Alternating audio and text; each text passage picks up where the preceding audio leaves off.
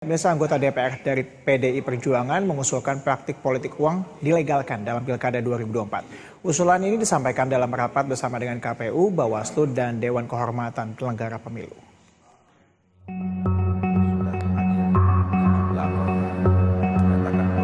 Kejutan datang dalam rapat Komisi 2 DPR dengan penyelenggara Pilkada 2024. Anggota Komisi 2 dari fraksi PDI Perjuangan Hugua mengusulkan agar praktik politik uang dilegalkan dalam Pilkada 2024. Hugua yang merupakan anggota DPR dari Dapil Sulawesi Tenggara ini menilai bahwa praktik politik uang adalah keniscayaan.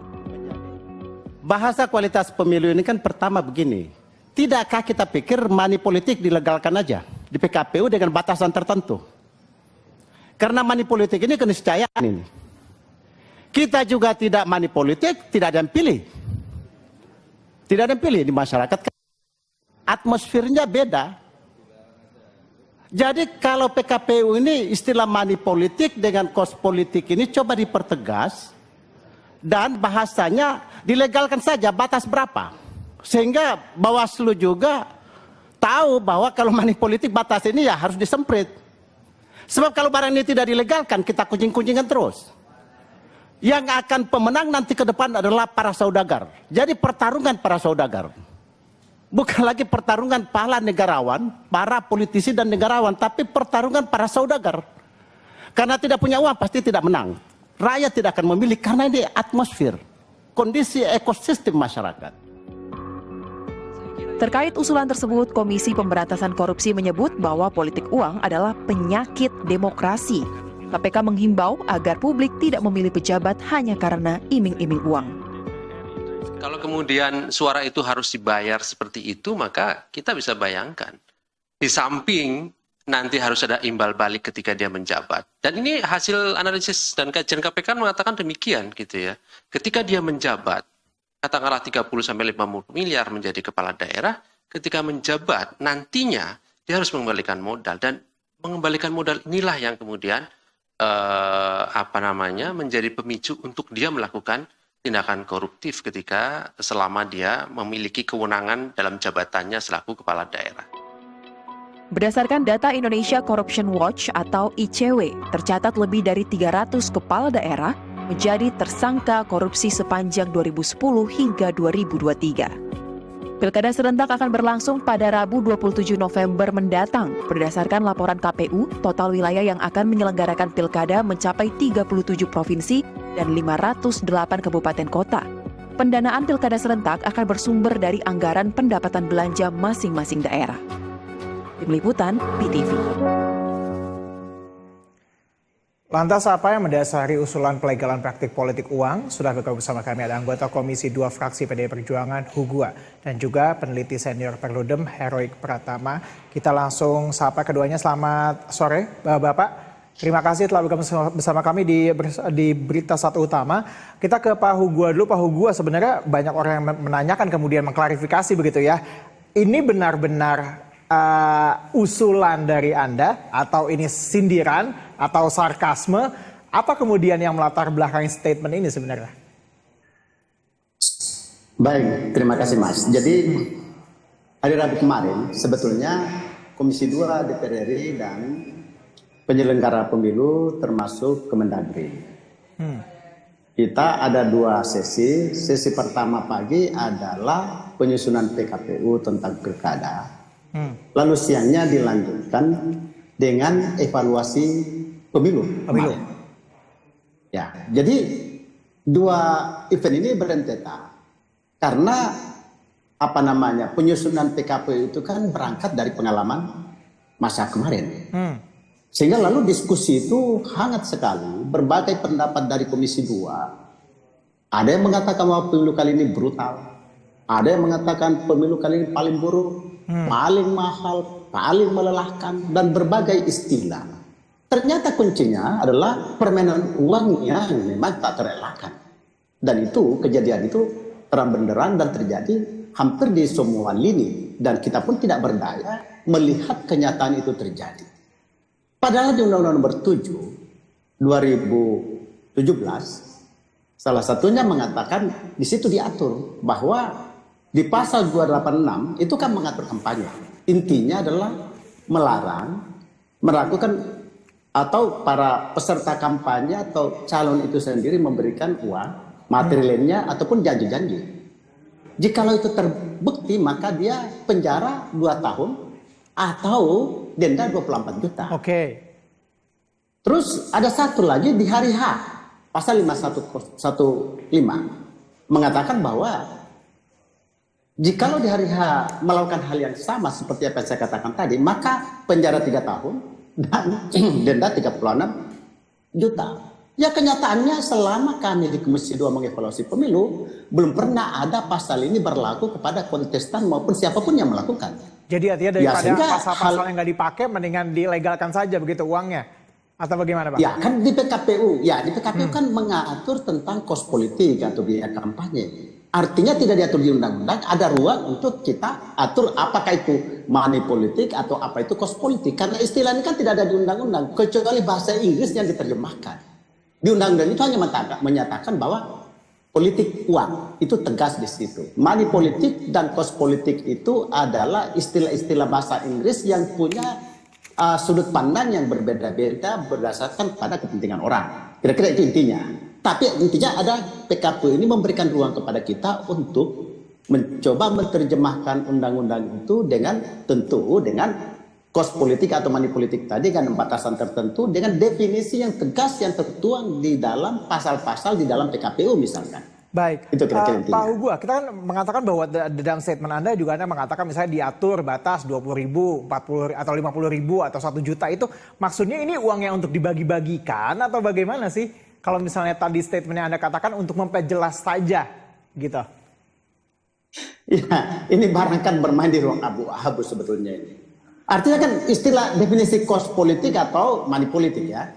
Ini kan sebetulnya kan kalau di dalam kampanye kan jelas itu. Menurut Titi dalam diskusi semalam ya itu bisa mencapai 100.000. Jadi angka-angka ini kita buat saja di dalam PKPU. Karena apa? Karena kalau tidak diangkakan juga kan kenyataannya ya patriarkan dan tidak ada cara apapun yang bisa kita hanya jadi penonton dan tidak ada yang bisa melakukan sesuatu. Kira-kira itu intinya. Baik, logikanya sih sebenarnya menarik ya, artinya meskipun dianggap radikal tapi sebenarnya kalau saya sendiri melihatnya bahwa iya daripada kita kucing-kucingan udah ditentukan saja. Tapi kan kemudian apa ya? Yang Anda khawatirkan juga ini bisa terjadi bahwa ketika kemudian kucing-kucingan pun yang menang adalah yang punya duit, apalagi kemudian yang secara terbuka, artinya bahwa yang menang juga tentunya yang duitnya lebih banyak dong Pak, kalau gitu. Itu justru itu yang menjadi keresahan kita semua. Ini mencari pemimpin negara, mencari pemimpin daerah, negarawan atau politisi negarawan. Karena tugas dia kan pasti memberikan pelayanan publik pertama dia sebagai negarawan. Coba dibayangkan. Ini kalau proses pemilihan ini sangat tergantung kepada materi atau pemberian atau janji. Waduh, esensinya kan hilang. Sementara tujuan kita, ya tujuan negara kita, tujuan pemilu kita adalah kesejahteraan rakyat. Tapi bagaimana kita bisa kesejahteraan rakyat sementara ya untuk menjadi kepala daerah saja atau menjadi gubernur harus mencari uang banyak-banyak. Baik. Ya, dan itu hanya bisa dilakukan oleh pengusaha. Kalau politisi dan negarawan pasti uangnya ya terbatas karena diatur oleh pendapatannya sudah diatur oleh negara. Kira-kira begitu intinya sebetulnya. Selanjutnya kita ke Bang Heroik. Bang Heroik, kalau menurut Anda bagaimana statement ini? Dilegalkan saja daripada kucing-kucingan lah politik uang ini. Ya, sebetulnya tadi Pak Hugua sudah menjawab sendiri bahwa statementnya dalam konteks prosedural, legal, formal, Undang-Undang Pemilu kita, baik Undang-Undang 7 2017 ataupun Undang-Undang 10 tahun 2015 tentang pilkada, gitu ya, itu melarang praktek jual beli suara atau vote buying seperti itu ya. Yang intensinya adalah bagaimana peserta pemilu memberikan uang kepada pemilih dengan tujuan untuk memperoleh suara terbanyak. Gitu ya. Jadi ada istilahnya adalah ketika memberikan uang ada ajakan. Jangan lupa misalnya nanti di hari H untuk memilih saya, seperti itu. Dengan intensi uangnya adalah seperti itu. Nah, jadi secara legal formal, ketentuan kerangka hukum kita itu sudah melarang. Bahkan ada sanksinya tadi disebutkan bahwa pidana, bahkan ada sanksi diskualifikasi kalau kemudian sampai terpilih dan itu bisa diangkat kembali. Nah, tetapi memang dalam hal ini problemnya apa yang disampaikan Pak Hugua tadi, praktek politik uang ini, jual beli suara ini dalam konteks penegakan hukum pemilu kita sangat sulit untuk kemudian ditelusuri lebih jauh seperti itu ya. Misalnya dalam konteks penerapannya ketika ingin menjerat praktek pidana dalam praktek politik uang itu sifatnya harus kumulatif. Apakah betul misalnya ketika dalam proses pemberian uangnya itu ada ajakan untuk memilih? Lalu siapa yang memberikan uangnya? Apakah dia terlibat dalam struktur tim pemenangan atau tidak? Nah, namun demikian saya kira dalam konteks kerangka hukum kita itu sudah clear, dilarang praktek politik uang. Nah, yang kedua dalam konteks substansial, nah saya kira ini menjadi hal yang perlu dipertimbangkan ya, bahwa kita tidak ingin tentunya praktek orang dalam memberikan suaranya kepada wakil rakyat itu berdasarkan transaksi, gitu ya. Kalau kita lihat kan dalam transaksi jual beli di pasar gitu ya, antara si pembeli dan si penjual setelah kemudian memberikan transaksi itu kan hubungannya putus, tidak ada lagi relasi antara penjual dan pembeli. Nah, ini pemilu loh, di mana kemudian kita memilih wakil rakyat yang hubungannya representasi politiknya bukan hanya kemudian 1 tahun ketika pemilu saja, tetapi ketika dia terpilih selama 5 tahun ke depan hubungannya lebih problematik. Nah, tentu kita tidak ingin dalam hal ini, kalau kita lihat dalam konteks substansi, bahwa praktek politik uang tidak baik kemudian untuk dilegalkan.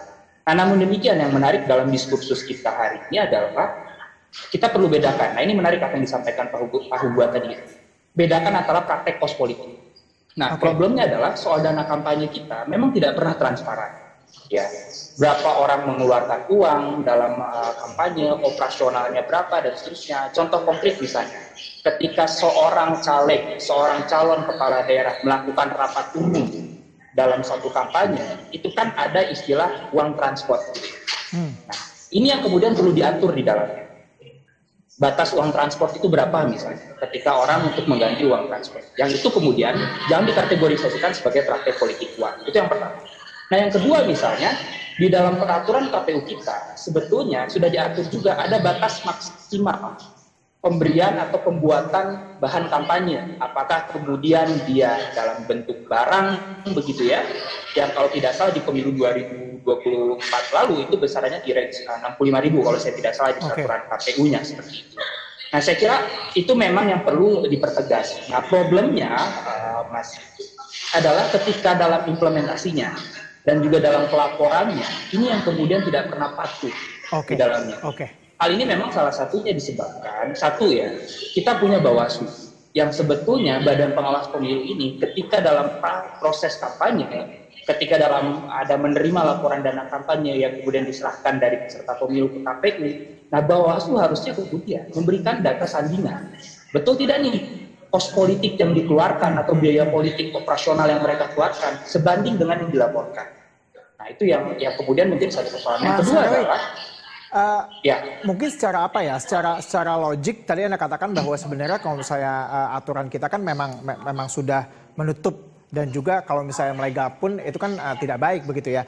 Tapi di satu sisi kita sudah punya instrumen hukum sedemikian rupa, politik uang juga tetap jalan. Mungkin logikanya adalah kenapa nggak dilegalkan aja sekalian biar kemudian lebih jelas nih arahnya kemana gitu, daripada kita kucing-kucingan tetap jalan, nggak ada yang salah juga anyway gitu loh.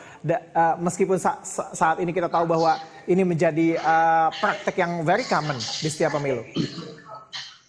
Ya, saya kira kalau kemudian kita legalkan, Mas, artinya relasi dalam konteks representasi politik tadi ya hanya jual beli saja. Jual beli itu ya. Orang memilih kandidat, orang memilih partai berdasarkan apa yang diberikan. Bukan kemudian visi misi yang ditawarkan, program yang ditawarkan, platform kepartaian yang ditawarkan. Nah, tentunya tidak seperti itu, gitu ya. Kita kan bisa lihat di pemilu kemarin, saya kira banyak lah calon anggota legislatif, partai politik yang mengarah kepada programatik politik. Dan meskipun memang kita harus akui gitu ya, pragmatisme politik kita di mata pemilih kita itu memang masih ada. Tapi apakah kemudian ketika di tengah situasi pragmatisme politik itu kita harus menyerah gitu dengan program-program yang kita tawarkan? Justru itu kalau kemudian dilegalkan, saya kira justru nanti itu akan semakin tidak baik dalam pola representasi politik kita, yang kemudian nanti bisa jadi relasinya apa yang tadi disampaikan oleh KPK bahwa ini nanti ketika dia terpilih, orientasinya caleg atau kepala daerah yang terpilih adalah untuk mengembalikan modal yang dia dapatkan. Yang pada akhirnya apa? Berujung pada praktek korupsi politik, begitu ya. Baik, oke. Kalau orang kemudian maju berdasarkan program, justru nanti dia akan lebih nothing tulus, bahwa dia akan mengabdi kepada rakyat dan menjalankan program-program sesuai dengan kehendak rakyat, seperti itu. Iya, mungkin kita langsung tanyakan ke Pak Hugua, kalau misalnya kita hitung-hitungan Anda saat ini untuk majulah sebagai caleg untuk terpilih, itu biasanya modalnya berapa sih?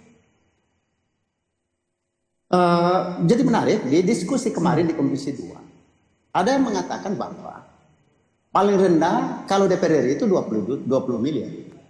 Oke. Tapi juga menarik, ada juga yang mencapai 30 sampai 60 miliar juga nggak kepilih. Jadi memang bukan cuma uang semata, tentu elektabilitas juga pastinya. Yeah. Nilai di masyarakat, value of the people. Tetapi orang yang bervalue hebat tanpa juga uang itu gagal juga. Jadi memang ini saya selalu mengatakan ini kondisi ekosistem masyarakat yang memang ini jangan sampai menjadi budaya. Nah kalau ini menjadi budaya maka ya penjelasannya menjadi tidak mudah. Ini edukasinya menjadi bergenerasi. Ini yang saya selalu kita khawatirkan bahwa jangan sampai ini menjadi budaya karena itu masuk ke relung perasaan dan pemikiran bangsa Indonesia.